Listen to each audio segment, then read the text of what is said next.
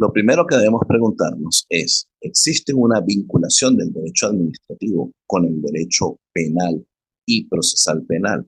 Seguramente la respuesta es que no tiene ninguna relación y que por eso hablamos de la separación de las distintas disciplinas jurídicas. Sin embargo, no podemos olvidar los principios fundamentales del derecho público y en especial aquellos vinculados con la legalidad y la organización del poder.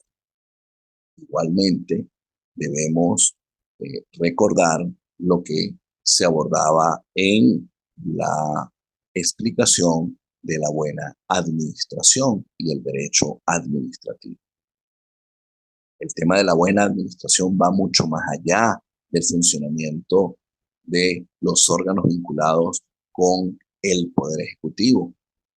Observamos que la percepción de buena administración está íntimamente relacionado con el funcionamiento del Estado. Al ubicarnos en la praxis del derecho penal y procesal penal, no podemos concebir el funcionamiento de las instituciones sin tomar en cuenta los principios, elementos e instituciones del derecho administrativo. Es más, no solamente en el funcionamiento de las instituciones vinculadas con el derecho penal y procesal penal. Como podremos apreciar, el derecho administrativo tiene una gran repercusión e impacto en el funcionamiento de las instituciones de las distintas ramas del poder público. Como se ha señalado con anterioridad, con la arquitectura organizacional del Estado, nos encontramos con una estructura funcional compleja. Pero antes es indispensable hacer referencia a las funciones de los órganos del poder. La función es considerada como la acción que desarrollan los órganos estatales o la actividad que desempeña como tarea que le es inherente. Y debemos recordar que existen varias funciones de los órganos del poder, entre las que tenemos función normativa, función política, función jurisdiccional, de control y administrativa. Este es un aspecto en el que debemos detenernos, pues es una de las primeras conexiones que tenemos entre el derecho administrativo con el derecho penal y procesal penal, con la advertencia que se aplican a todo el universo de órganos que conforman la administración pública y no solo a los que ejercen el poder ejecutivo. Todos los órganos del Estado, en una u otra forma, ejercen todas las funciones del Estado. Al abordar el carácter interfuncional de los actos, resulta que la separación orgánica de poderes no coincide con la distribución de funciones. En el ordenamiento jurídico venezolano, tampoco el ejercicio de una función del Estado por determinado órgano del mismo conduce necesariamente a la emisión de determinados órganos estatales. Es decir, tampoco hay coincidencia entre las funciones del Estado y los actos jurídicos que emanan de la voluntad estatal. No puede concluirse que todo acto dictado en ejercicio de la función normativa sea un acto legislativo, ni que todo acto dictado en ejercicio de función de gobierno sea de función política, ni que todo acto dictado en función jurisdiccional sea un acto judicial, ni que todo acto dictado en función de control sea un acto administrativo, o que todo acto dictado en ejercicio de la función administrativa sea también un acto administrativo. Es por eso que podemos observar que en el área objeto de estudio, en la praxis del derecho penal y procesal penal, se requieren de la ejecución de distintas funciones para lograr la ejecución de las competencias de sus propios órganos. En Venezuela conforman la administración pública, ante todo, los órganos que ejercen el poder ejecutivo de las personas jurídicas estatales que integran la federación en sus tres niveles territoriales. Podemos hablar en este caso de administración central y también podemos hablar de administración descentralizada funcionalmente, que actúa siempre adscrita bajo el control de tutela de los órganos ejecutivos de los mismos, sea que hayan sido constituidos mediante ley con forma jurídica de derecho público o con forma jurídica de derecho privado. Amén de lo anterior, es insuficiente hablar o hacer referencia al órgano única y exclusivamente con el Poder Ejecutivo, pues hay otros órganos de las personas jurídicas estatales, político-territoriales, que pueden considerarse como parte de la administración pública y sin embargo no ejercen el Poder Ejecutivo. En el contexto que nos ocupa, podemos destacar los órganos que conforman el sistema de Policía Nacional, los órganos encargados de la Policía Judicial, el sistema organizativo del Ministerio Público y la Defensa Pública en materia penal, pero adicionalmente debemos incluir el sistema judicial penal en el ejercicio de unas funciones distintas a la función jurisdiccional derivada del proceso penal. Pero adicionalmente a la connotación orgánica en el derecho administrativo venezolano, la expresión administración pública tiene un sentido material al identificarse este concepto con actividades estatales realizadas con vista a satisfacer el interés general del propio Estado, generalmente por los órganos que le integran. Estas actividades son ejercidas en ejecución directa e inmediata de la legislación e indirecta de la Constitución, para cumplir con funciones administrativas, materializando actividad o actuación administrativa, función normativa, emitiendo normas de rango sublegal, jurisdiccional, sede administrativa, ejecución de procedimientos administrativos y función de control, revisión y supervisión de las actividades derivadas de la función administrativa. Para lograr comprender el alcance y finalidad de las instituciones públicas, debemos interiorizar lo que se entiende por órgano, el cual es considerado como parte integrante de la estructura de un ente, siendo su actividad considerada por el derecho como directa e inmediatamente propia. El órgano es el instrumento jurídico de actuación de los entes personificados por él y estos manifiestan su voluntad. Integra a la persona jurídica, pero no es la persona jurídica. Por consiguiente, no es sujeto de derecho. No se concibe ni puede existir un órgano aislado, no integrando una persona jurídica.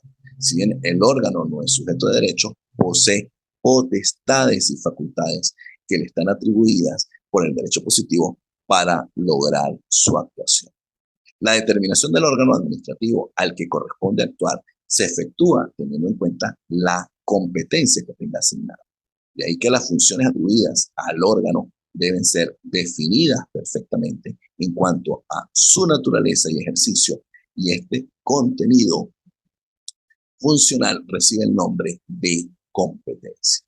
En un todo de conformidad con lo dispuesto en el artículo 26 de la Ley Orgánica de la Administración Pública, toda competencia atribuida a los órganos y entes de la administración será de obligatorio cumplimiento y ejercida bajo condiciones, límites y procedimientos establecidos, siendo irrenunciable, indelegable, improrrogable y no podrá ser relajada por convención alguna, salvo los casos expresamente previstos en las leyes y demás actos normativos. Es importante cumplir con una tarea intelectual de análisis, de comprensión, y es dedicar tiempo de calidad para revisar la Ley Orgánica del Ministerio Público, la Ley Orgánica de la Defensa Pública, la Ley de Policía Nacional y el COP, para comprender las distintas competencias que vinculan el funcionamiento de los órganos administrativos al cumplimiento de diversas funciones íntimamente vinculadas con la praxis del derecho procesal penal. También, en este punto, es necesario traer a colación las nociones de potestad organizativa y principios organizativos, siendo el primero aquel conjunto de poderes que la administración ostenta para organizar su estructura y que permiten crear, modificar o suprimir órganos, atribuir competencias y coordinar su actividad, y los principios organizativos, que serían aquellos principios técnicos juridizados que rigen a todas las organizaciones.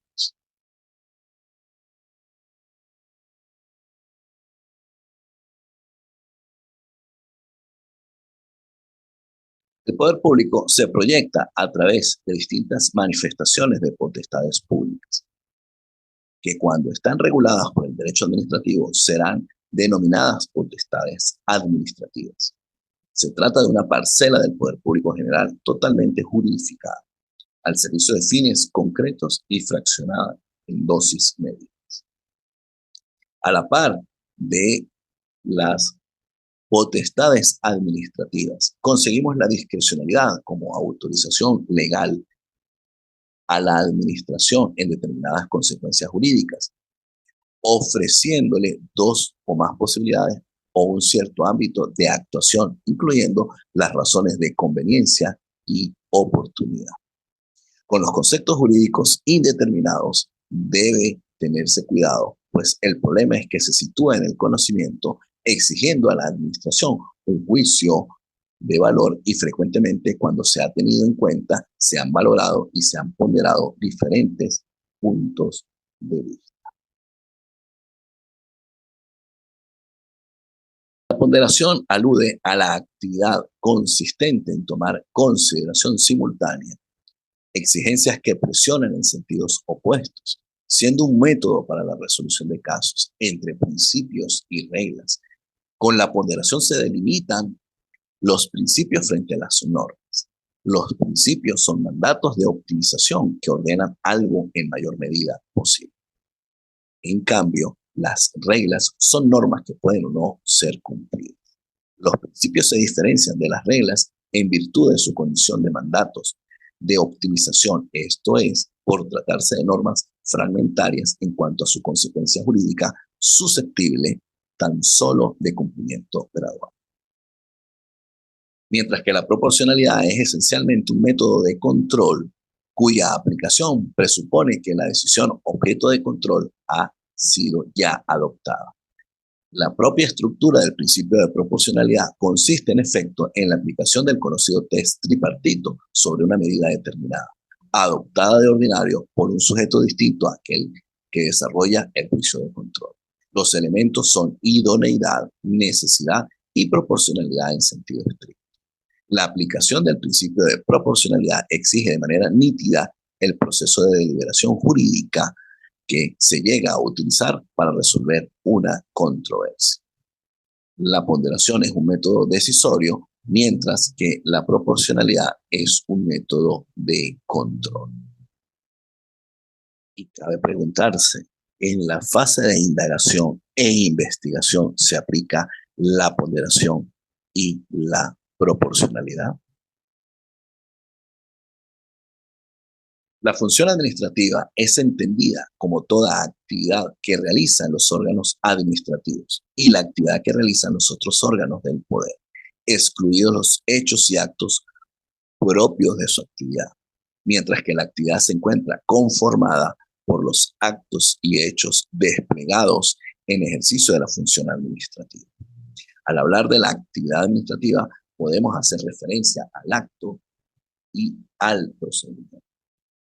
En la ejecución de las actividades administrativas podemos ubicar la actuación administrativa, que viene a ser el comportamiento que asume quien ejerce la función pública para el desarrollo de su potestad administrativa y un correcto uso de la discrecionalidad administrativa. Es importante distinguir igualmente el concepto de función pública consiguiendo estas vertientes. Desde el punto de vista material, en sentido estricto, como la actividad realizada mediante el ejercicio de poderes administrativos por autoridades administrativas mediante procedimientos administrativos y sujeta a controles para la tutela de intereses de la colectividad predeterminados por la ley que son relevantes en su conjunto y ejercicio continuo, y en sentido amplio con la atribución de tales potestades a otras autoridades de las ramas del poder público distintos al Ejecutivo. Desde el punto de vista institucional, está constituida por el conjunto de arreglos institucionales mediante los que se articulan y gestionan el empleo público y las personas que integran este en una realidad nacional determinada. Dichos arreglos comprenden normas escritas o informales, estructuras, pautas, culturales, políticas, explícitas o implícitas, procesos, prácticas y actividades diversas cuyas finalidades es garantizar un manejo adecuado de los recursos humanos en el marco de una administración pública profesional y eficaz al servicio del interés general. Cabe preguntarse, ¿considera idónea una correcta aplicación de la función administrativa y de la actividad administrativa en la fase de indagación e investigación para lograr buenos resultados en el juzgamiento en materia procesal penal? La buena administración pública es un deber de los funcionarios, un derecho de los ciudadanos y un principio de actuación administrativa. Los ciudadanos tienen derecho a exigir determinados patrones o estándares en el funcionamiento de la administración. Y la administración está obligada en toda democracia a distinguirse en su actuación cotidiana por su servicio objetivo al interés general. Pero a pesar de lo anterior, existen situaciones jurídicas que afectan la buena administración, entre las que encontramos inactividad administrativa, abstención, vías de hecho. Para precisar, se entiende por mala administración la actuación de instituciones y órganos en las que se advierten medidas deficientes que se derivan de la aplicación inadecuada de una norma, tales como irregularidades administrativas, omisiones, abusos de autoridad, negligencia, procedimientos ilícitos, agravios comparativos, incompetencia, discriminación, demoras injustificadas, falta de información o negativa a proporcionar información. Todos estos o todas estas vertientes vinculadas con la mala administración afectan notablemente el funcionamiento de las instituciones. Y es importante reforzar que toda institución debe aplicar el derecho administrativo a los fines de lograr alcanzar el ideal en beneficio del ciudadano, que no es otra cosa que la buena administración.